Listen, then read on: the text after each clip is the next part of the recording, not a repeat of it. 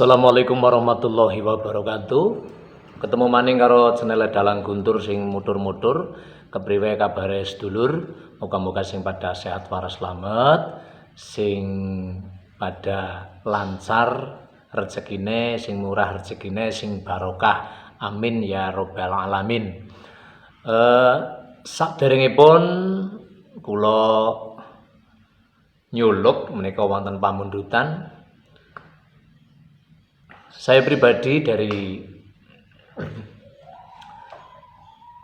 channel Ki Guntur Riyanto mengucapkan banyak-banyak terima kasih kepada para penggemar, para sutresna budaya ingkang sampun dukung channel kula.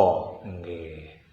Mbok anginipun kula kathah kalepatan napa dene kekiranganipun nyuwun pangapunten saageng-agengipun ugi para kadang seniman seniwati, para kadang dalang ingkang sampun nyengkuyung lan penggemar saking tlatah pundi kemawon nggih khususipun pandemen ringgit acucal utawi ringgit purwa gagrag Banyumas nggih. Nggih, matur nuwun sanget sampun dipun sengkuyung. Nggih. Lan menika ugi kanca-kanca dalang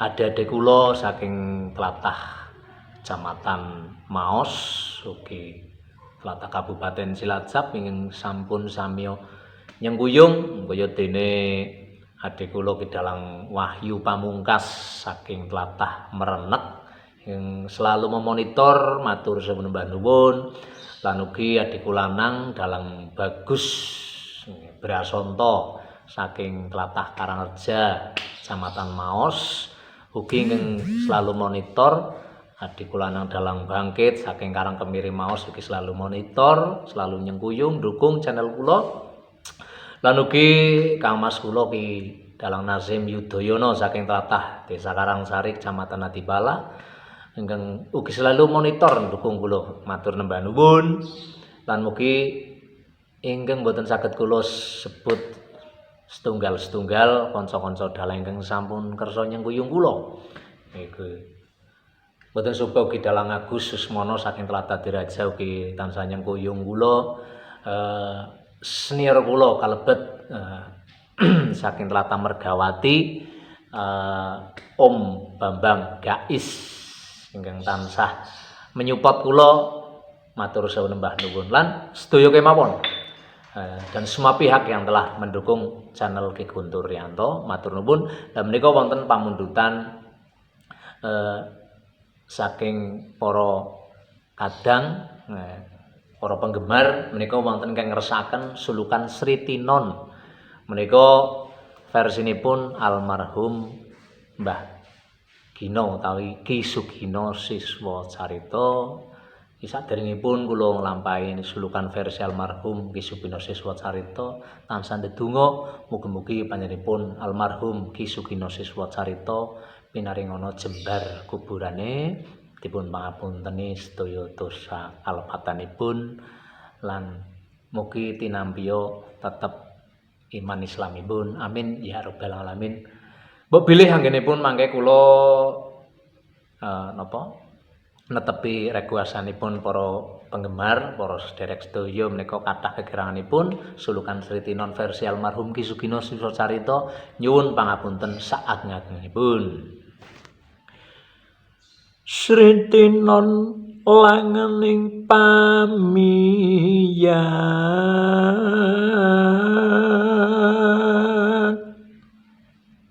busana maneka warna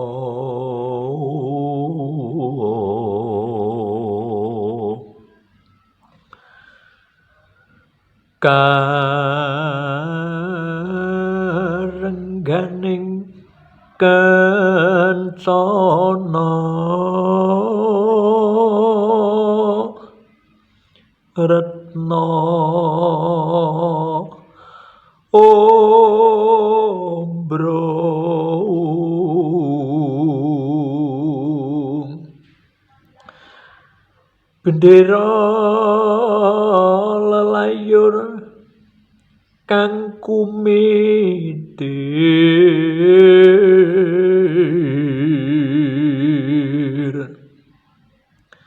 sintrang kang pandres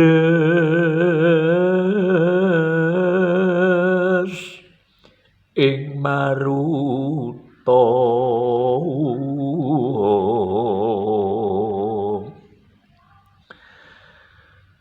sirna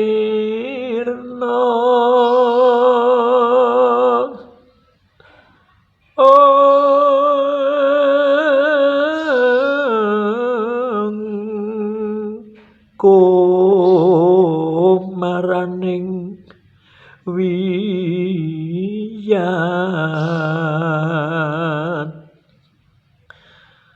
mangyan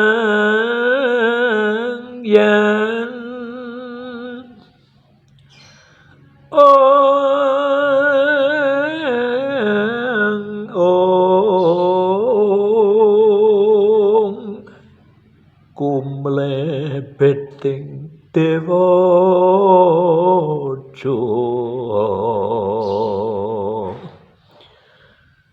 Subrastra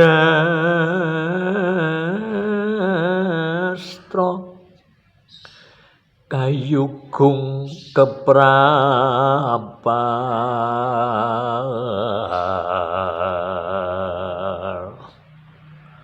puspita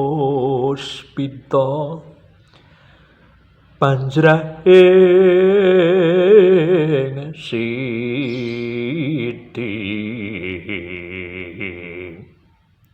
ron mawur katiyuping angin kukila abyor sumebar